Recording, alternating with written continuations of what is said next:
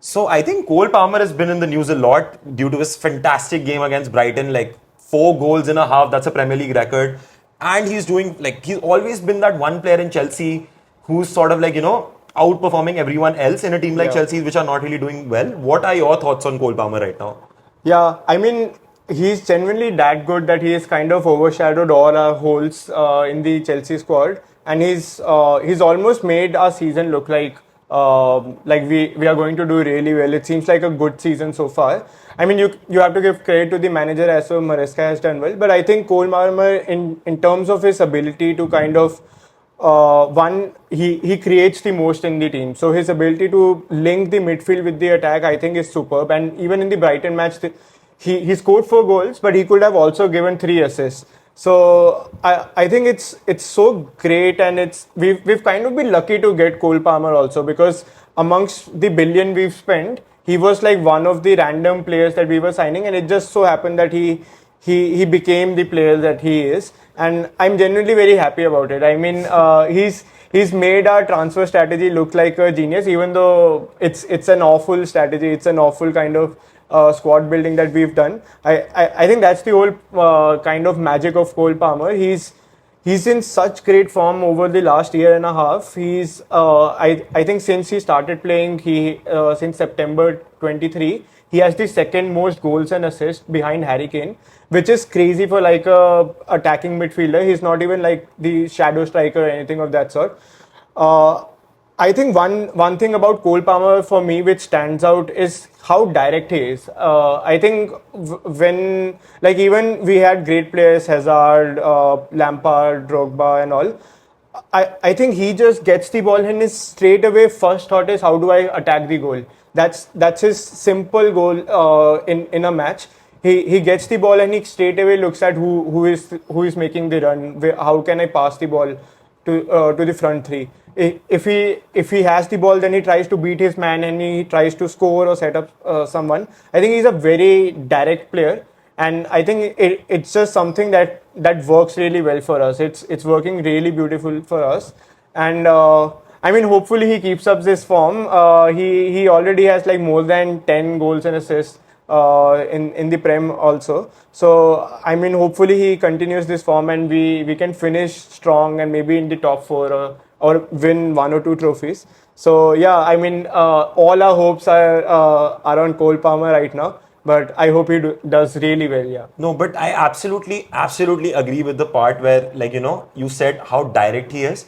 Because in the time where I've seen Cole Palmer, he's not that person who would, like, take 5 step overs to cut a person, Yeah. like to take on. He won't care. And even his goals, his passes are so amazing. He's not, like, I know everyone knows him as a goal scorer, but he's so much more than that. Like, he's a perfect number 10 who can score as well. That direct free kick was something that was Yeah.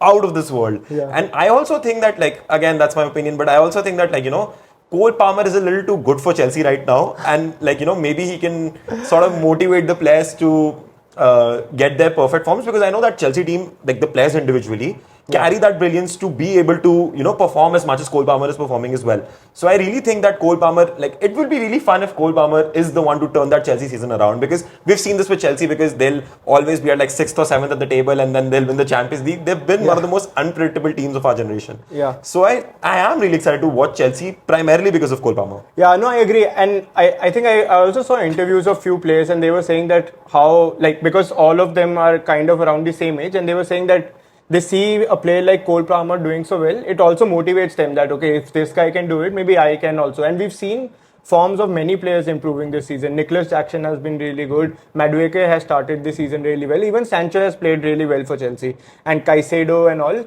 So I mean, it's becoming infectious, this Cole Palmer disease, and I hope it carries on. And yeah, I think if he's probably the most exciting player to watch right now, and I think we can probably continue and finish the season strong with him. So the big news this weekend, Griezmann announced his retirement from the France national team. What are your thoughts on Griezmann's career and how good of a player he has been for France? I think this generation or this century, he's been one of the most influential players for France, and he's also been one of the most underrated. Like, I know if you're in a team with players like Mbappe, you will never be in the front light, but I do think, like, be it the 2016 Euros, be it the 2018 World Cup or be it the 2022 World Cup, I think he was, if not the best player, one of the best players for France for sure. And he's one of those players who's always delivered for France, like a goal scorer in the early part of this decade, and later as more of a creator who was setting up the games for France. So I do think it's a big loss for France, right? Yeah. He's played 3 World Cups for them. He's played multiple Euros for them. He took them to a final. He's a World Cup winner, even a Nations League winner, even though that doesn't really matter. But I think like France will miss Griezmann a lot. I don't see a player who can replace him. Like I don't really know whom France are going to play in that number 10 cam attacking role. So it's very sad to see, because I personally thought like he was one of my favorite players from France. Like you can see the jersey here. Yeah. But I do feel he was also very underappreciated. He was always overshadowed by one way or the other, or he was overshadowed by Messi and Ronaldo in his club career as well. He was definitely the third best player a couple of seasons for Atletico as well. Yeah. But I do think it's really bad, and I do think France are really going to struggle without Griezmann. Yeah, no, I agree. I think most of the tournaments that we've seen, he has been like the best player for France. If not in terms of goal scoring, at least in terms of creation, or the team used to run through Griezmann. And I think he's, like you rightly said, he's kind of been considered as that second person for France, even though I think he plays as the best player for France whenever you see on the pitch. I mean, now it's Mbappe and all. Even earlier, when he joined the team, Benzema was there. Pogba had a lot more kind of hype around him. But I think Griezmann has been that consistent performer for France. I think it came as a shock to me, the whole news. I didn't expect him. He's playing pretty great for Atletico Madrid. He was pretty great in the last World Cup also. So I mean, it's a surprise to me. I was thinking that maybe he can play the next World Cup also for France.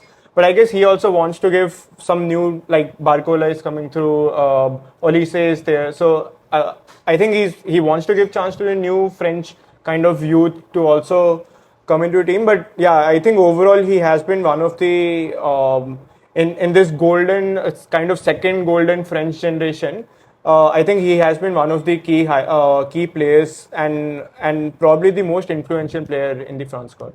No, but I think for me, Griezmann's best ever tournament for France was the 2016 Euros, even if they didn't end up winning it and they lost to Portugal, even though it was very unexpected. Yeah. But I think that season was when Griezmann announced himself to the world that he can be the best player. He was so great for Atletico. I remember he lost 2 European finals that year, one Champions League final and a Euros final.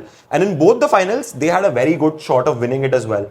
So I do think Griezmann's best performance for me for France has to be that 2016 Euros, even though he won the World Cup later, and he could have actually completed the trifecta now if had France won the Euros, or maybe had Atletico Madrid won the Champions League.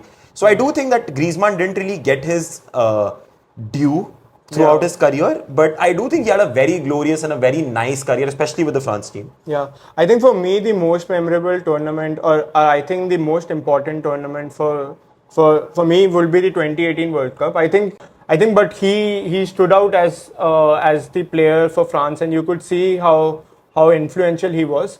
But I agree. I think in terms of the impact on his career, I think that 2016 Euros was a very critical, and it almost seemed like everything was going to be Griezmann's year, and unfortunately it ended up that he lost in the UCL final and the Euros.